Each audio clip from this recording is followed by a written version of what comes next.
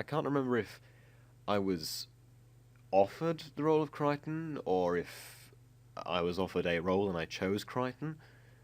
But I ended up playing Crichton in the series right from the beginning. Rimmer, I think, is more like me. That's the kind of thing I'd do, if you know what I mean. If I died and came back as a hologram, I'd just be there and annoy him. Holly, I like computers. I see. Lister, because no one was there to play him. Back at the beginning, obviously I was Crichton, Mark was Rimmer and Holly, but Lister and Cat. Lister was played by a guy called Kerry, who I think had probably been brought in. I'm fairly certain would have been brought in by me because he was in TSC Robot Wars and Why It's Brilliant, and he was supposed to be in quite a lot of TSC stuff, but then TSC kind of slowed down. He played Lister. Luke, what was his name? Luke Staff 1, 2, 3, 4, 5. Possibly. Yeah. Was he the one who was Cat all over? Like, literally his own personality was Cat's. He acted like him. Well, I'd only met him a few times, but the way he was going on, it was like, okay, you know. Mark chose him because he thought that would be the ideal person for Cat, and he disappeared, and we ended up with Mango. Mango. If it weren't for Mango, to be honest, Mango has been the driving force behind it, because if you think about it, if he had never joined, we'd still be using them original sets. Back in late 2012, maybe December, I think, I found Jonathan's Red Dwarf game.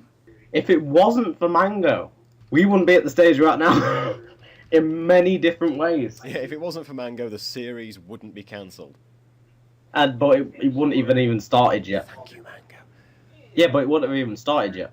And there I met John and Doc, and they were talking about a series, I think.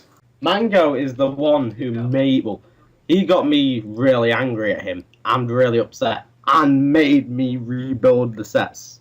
And I got interested, and one thing led to another. Mango's been the best and worst thing to happen to this series. One could also say the same for you as well. As in, you were the best and worst thing to happen to the series. Yeah. In fact, if you forced it, you could probably say the same about me, but... We've all been the best and worst. See, perfect. Other people, Red Dwarf Ivy, or Red Dwarf 4, depending on what you want to call him. I remembered him from my Robot Wars days. He made a game called Ocean Rescue, where you had a lifeboat and you had some people stranded on a little raft or something, and you had to rescue them and take them back. It was quite a good game for the time, and he contributed to the series a load of models, a load of ship models, a load of space station models, things like that. This was right at the beginning, and then he disappeared. He had the right idea, really. Who was we had two people actually for the Scutters. We actually got two people to be the Scutters. Now we just go, well, what we used to do was just go in there. You're not needed for this. We need the Scutters more than you. So who can we attribute this hold-up to? This guy... There's that for Alt, because he's laggy as shit. Yeah, who is this? Who is this person over here? Having 3 actors was difficult but still possible. In the series, having less people than there were... less actors than there were people in the series was very hard in a lot of places. Timing. Sometimes the lines themselves, in terms of grammar and spelling. When we wanted to film. I mean, there's 3 of us.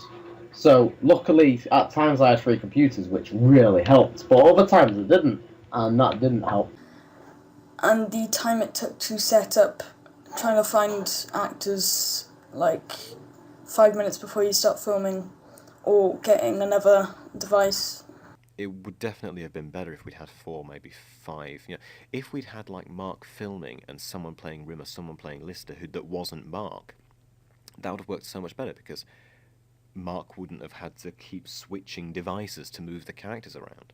We could have done with another actor, which I tried to do relentlessly a lot of times. 2012, 2013, we had 4 actors. And then slowly they disappeared. They realised what was going on and they got out of the way. They had sense. It was not really good. It's part of the reason why I cancelled it, because no one wanted to be part of it, if you know what I mean. I love how he's still opening and closing the door. For security reasons. Mark had these sort of dressing room things on the set. They were just white boxes with brown doors, and I'm pretty sure that originally they worked like VIP doors, where you walked up to them, and if it was your name that they would allow through, it would allow you in. So, like, Crichton's door would only allow John Attier through, Rimmer's door would only allow Dr. 220004 through. And I'm not sure if Mark removed that, or if the scripts broke and Mark forgot to fix them, or if the scripts broke and Mark couldn't be bothered to fix them. Crichton, start looking at the man. Says Rimmer as he turns away to look at the man. Crichton, stop staring at him while he's getting dressed! It was just awkward. I can understand why he did it if he did intend it, but it's just awkward. Oh my god. There are two cats. Why? Are there... Look, one's got a badge. Here is Mr. Oh, one has black hands. And I have no idea who this is. Oh, it's Mr. Rimmer. Hell, was there a glitch with your holographic disc, Mr. Rimmer? The original ones were a bit... They weren't very good, but that was because you just got... You only really started with graphics at that time, if I'm honest, you could tell. But as the series progressed, so did the costumes, in a way. The other characters' costumes, Rimmer's costumes, once again, I made them. They were the ones from the game. Rimmer's outfits were marvellous. You can be honest. 2 years on, they were made in late 2012. 2 years on, they don't look good anymore. They look like they're pretending to be Rimmer's clothes, which they are. They were a lot better compared to the others.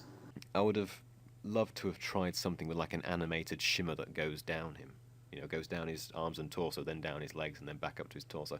I would have wanted to try something with like that, spinning around. Yes. With the H on his head. I want to concentrate on the H so that when you mention it in the documentary, I can focus on it and show that it does actually exist. There, you see, H.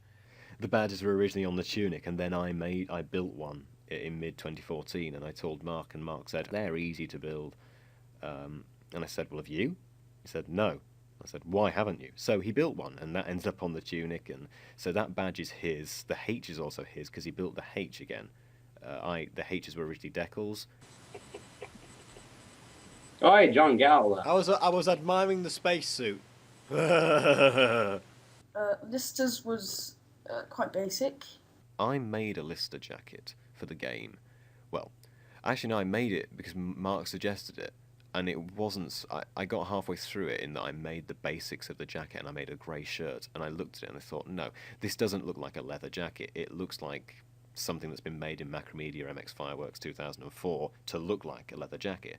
So I gave up and just gave Mark the texture. It was used in marooned, I believe, and then he replaced it with some sort of weird MS Paint default colours thing. It was... just a few shapes. It wasn't my character, so I didn't say anything. I'd probably have...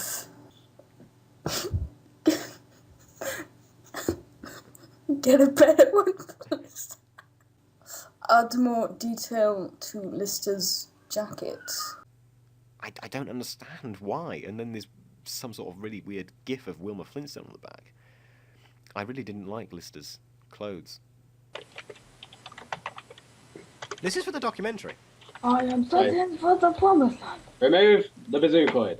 Cat didn't really have... Cat had like 2 or 3 costumes which were made by you. The rest were... I only made basically one. found. I made one, you made 2. And the one's in the catalogue. A few of them were... you can notice that a few of them were picked by random. Cat's outfits, though. I loved Cat's outfits. Yeah, quite a few of them were just things we found that we thought were catty.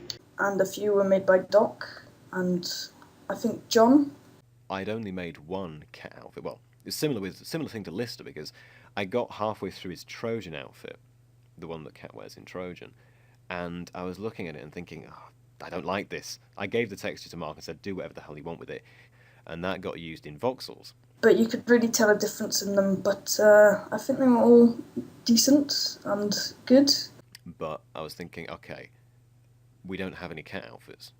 So I went into the catalogue, the Roblox catalogue, and I just typed in random things like sparkly suit, rainbow suit, blue suit, gold suit, tiger suit, things like that. And I brought out all the most flamboyant yet stylish outfits that I could find, and I gave them to Mark. He chose about 6 of the 9 that I'd gone for, and so 2 of them, the gold one that I'd gone for, and 1 of the blue ones, they were in Mutiny, and they were the ones that I'd chosen. It's not dangerous. Mango made a habit of losing his hair, Oh, for crying out loud, go get your... and Mark said, every time it happened, I'll weld your hair to your head. Let's try the beard on. Oh my god! Let me see. Oh my god! I'm working so long.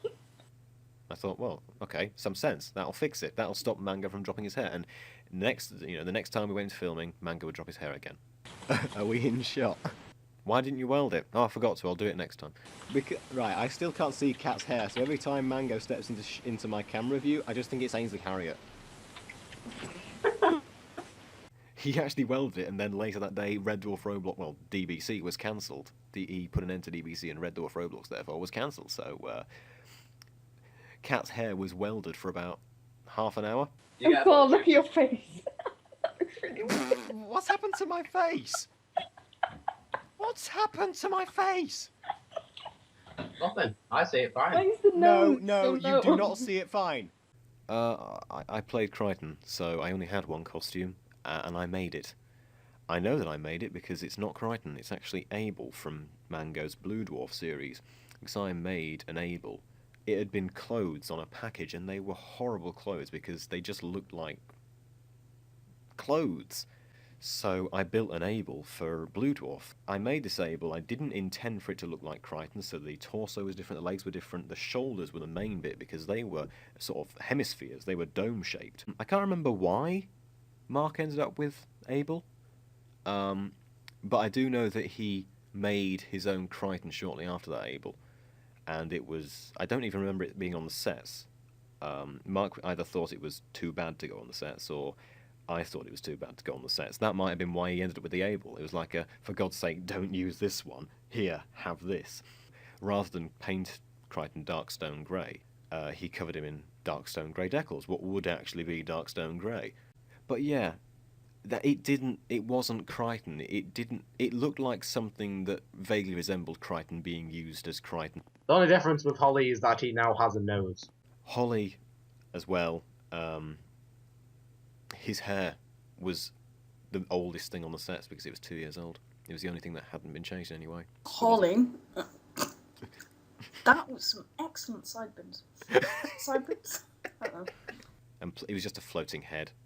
I never had any interaction with Holly, apart from standing behind him while Mark was trying to film or something like that.